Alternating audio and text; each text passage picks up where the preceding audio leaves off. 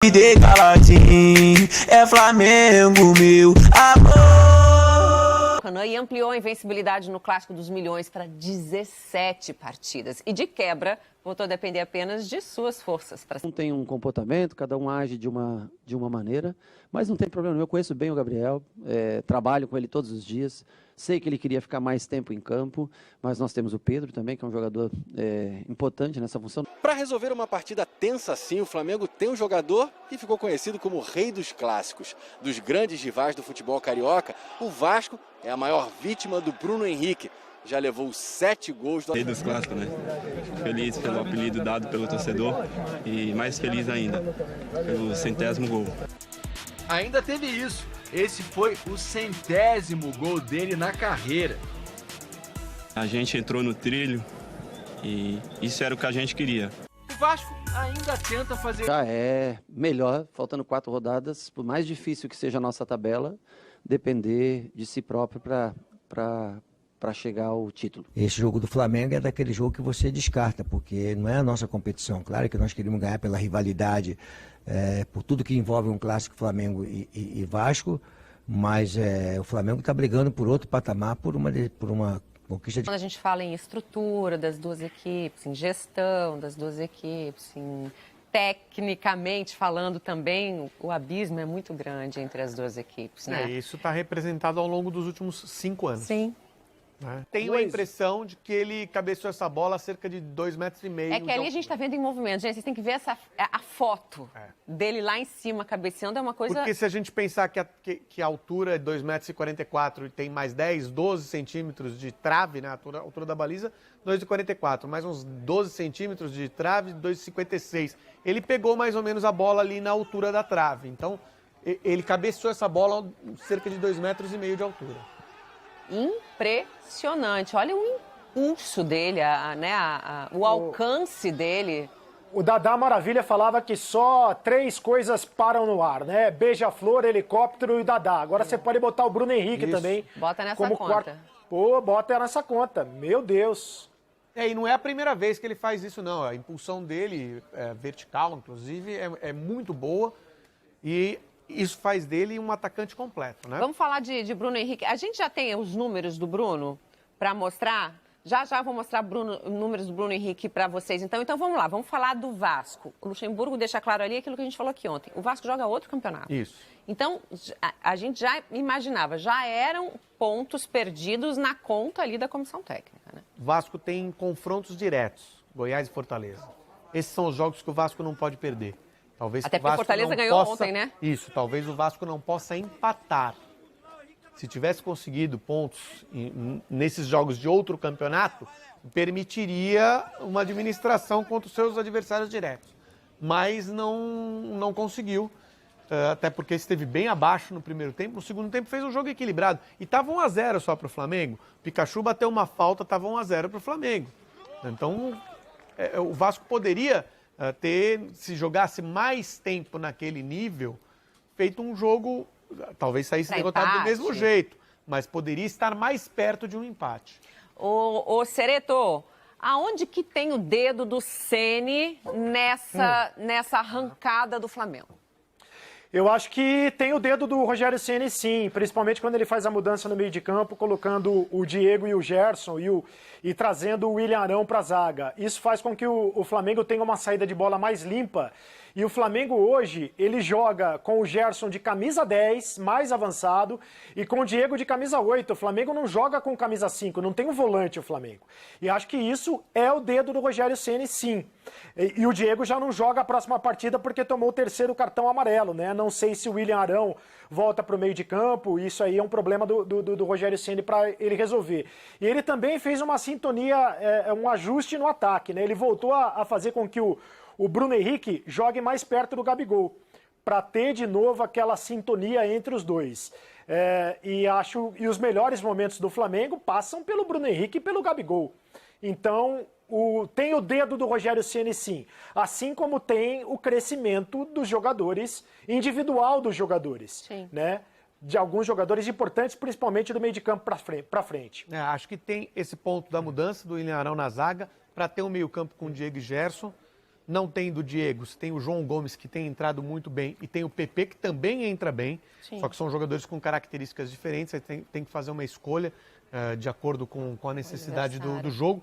Essa marcação mais adiantada e essa determinação de pare a jogada, se a coisa complicar, para não deixar a nossa defesa exposta, para não fazer nossos jogadores de defesa terem que arrancar em velocidade atrás de atacantes rápidos. Não sei, não acho que seja a coisa mais legal do mundo, mas é do jogo.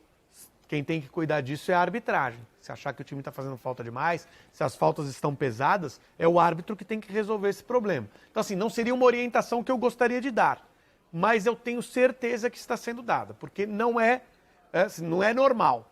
Passou, falta. Diego faz falta, Gerson faz falta, todo mundo faz falta, aquela faltinha que vai matando a saída do adversário.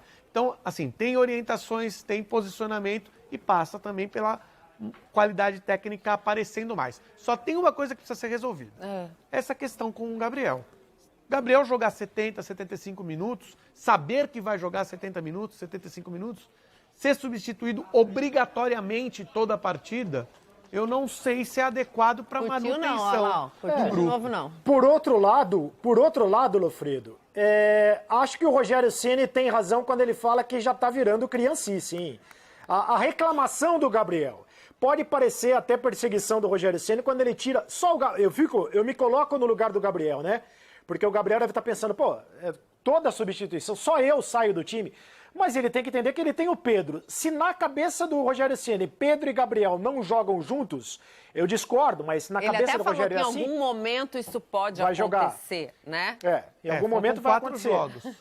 Então também o Gabriel tem que parar de reclamar, ou pelo menos parar de mostrar que está insatisfeito, porque ele sabe que está todo mundo filmando ali, está todo mundo mostrando a reação dele quando vai ser substituído. E ele joga a opinião pública joga a torcida, né? Ele joga a torcida contra o Rogério Ceni quando ele faz biquinho na hora de ser substituído. Agora, deve ser difícil, né? Você entrar em campo sabendo que jogando mal ou jogando bem você vai sair, principalmente para um jogador com a história que o Gabriel tem no Flamengo já e com a capacidade de decisão de jogos que tem.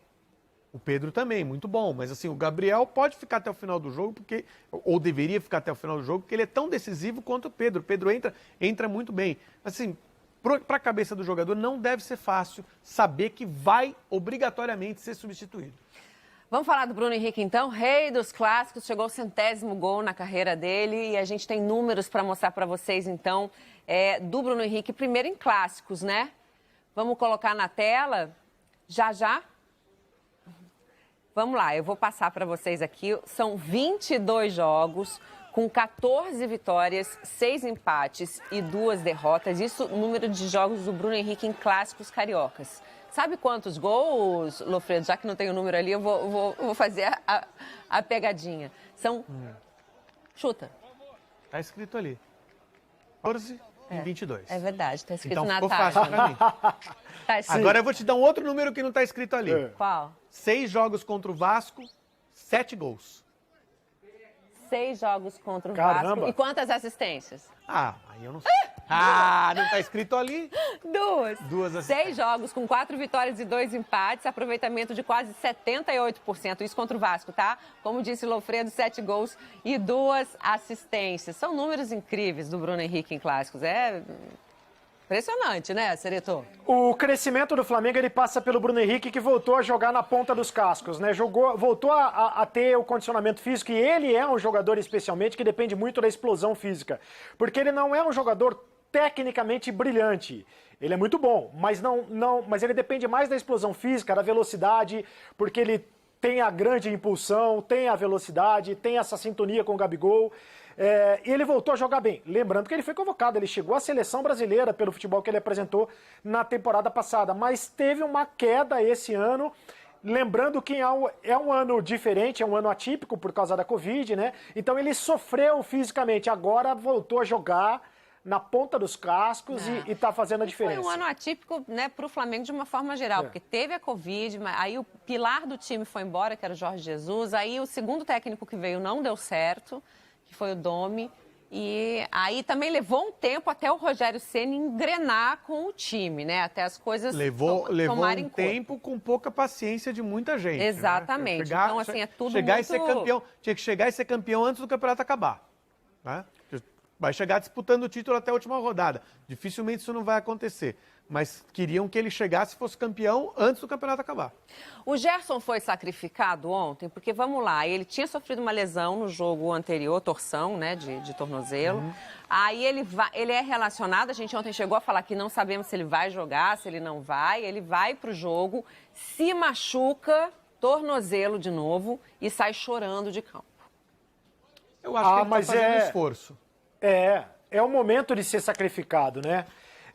Você não pode abrir mão de um jogador como o Gerson. Se ele puder ir para o sacrifício, entre aspas, ele tem que jogar. Tomara que não tenha sido nada mais grave, parece que foi no mesmo pé, né, no mesmo tornozelo.